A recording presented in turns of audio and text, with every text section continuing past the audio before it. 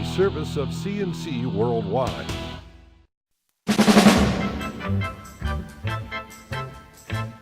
The Daily is a service of CNC News and Jib Jab. Greetings, I'm Bud Lowell. Your full AccuWeather forecast is right across the top of all CNC local news pages. West Webster firefighter and village police officer Mike Ciparini was remembered Sunday by a funeral service and public reception attended by thousands of first responders from as far away as California and from Canada. Ciparini, known as Chip, was one of the two West Webster firefighters killed in the Christmas Eve ambush, led by the man who set fire to his home and car, then shot down four of the firefighters who responded. The funeral service was held at Webster Schrader High School to handle the number of people attending. Bagpipers led a funeral procession, followed by a West Webster truck draped in black. Ciparini's flag-draped casket rode on the truck with an honor guard. Ciparini was both a lieutenant for the Webster Police Department and a volunteer firefighter for 25 years. He served a term as chief of the West Webster Fire Department. He was also the father of a son and two young daughters. He worked as a mentor with students interested in careers as firefighters and police officers. He was 43.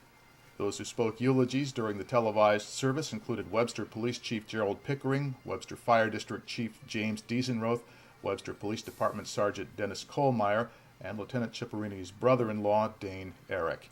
And Ciparini's wife, Kimberly, requested that those wanting to honor her husband's memory do so by volunteering in their communities. Monday at St. Stanislaus Church in northeast Rochester, a similar gathering in honor of 19-year-old firefighter Tomas Kozovka, also shot to death at the Lake Road fire on Christmas Eve. You can hear the funeral mass taking place in the background. Crowds were brought to the church by special RTS buses from the Medley Center Mall to the church Kozovka had attended with his family for the Polish Mass the day before he was killed. And he was remembered in services partly conducted in Polish, with communion administered by Bishop Emeritus Matthew Clark. Dla rodziny pogrążonej w rozpaczy z powodu tragedii, wobec której wszyscy jesteśmy bezradni. And now, however, in deep grief, America and Poland are so proud of him. Rest in peace, our brother. You will stay forever young, forever a hero. And you will never be forgotten. A possible trigger for William Spangler Jr.'s deadly attack on those West Webster firefighters may have been identified. It's impossible to say exactly what motivated Spangler, but the Democrat and Chronicle says it has learned from a realtor that Spangler's sister had just bought a new home in Henrietta and recently told her brother she was selling the family's home on Lake Road in Webster. Police believe Spangler killed his sister a week ago on Christmas Eve, set fire to the house, then shot down four West Webster firefighters who came to put out the blaze. Firefighters Mike Ciparini and Tomas Kozovka died at the scene. Two others, Joe Hofstetter and Ted Scardino, remain hospitalized at Strong Memorial. Realtor Laura Lamanna said she worked with Cheryl Spangler on the purchase of her new house and discussed the sale of 191 Lake Road.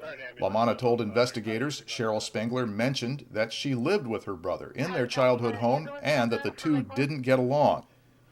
Meanwhile, the Buffalo Bills played their game against the Jets Sunday wearing West Webster Fire Department decals on their helmets in honor of the slain firefighters. Bills tight end Scott Chandler visited the two wounded firefighters at Strong on Friday. And this was not unexpected. After winning just 16 games in 3 seasons as head coach, Chan Gailey has been fired, relieved of his duties Monday morning at One Bills Drive. Buffalo's players had already had their exit meetings, and Gailey spoke to the staff earlier that morning. He then spoke to the media about 11:30. I just got a few things I want to say, and we'll be done. First thing I wanted to say is thanks to the Bills organization, to Buddy and Mr. Wilson for the opportunity. I understand this is a business. We didn't get the job done. I've been called 2 other times to get things turned around. Was able to do it. We weren't able to get this one done soon enough. And I understand that completely.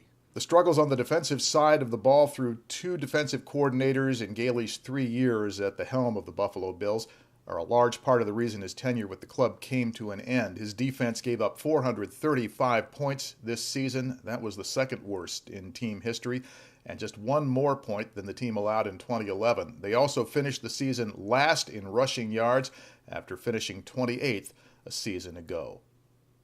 And we'll get to our weekly check on gasoline prices. After falling steadily for 3 months, Rochester area gas prices came up very slightly over the past week as crude oil prices began to rise again.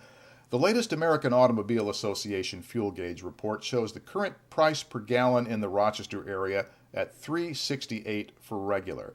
That's the same as Sunday, a penny higher than a week ago, still 15 cents cheaper than a month ago. AAA says prices are holding because the transition to the less expensive winter blend gasoline is now complete, because gasoline inventories are still increasing, and because the continued economic concerns means lower demand for gas. They have stopped dropping because crude oil started to get more expensive again the week before Christmas. But then last week, concerns about Washington's failure to put the brakes on the rush towards the fiscal cliff sent the oil prices lower once again.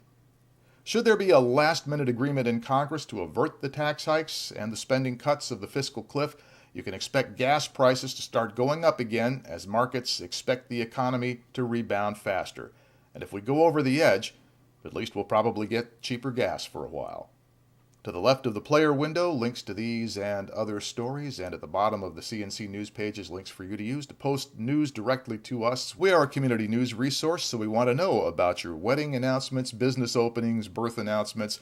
All of that is news to us, and you'll find it here if you share it with us on CNC News. So the next news is as it happens. Updates are when necessary. You can help us be the judge of that. Glad to be back with you after the Christmas break. I'm Bud Lowell, CNC News.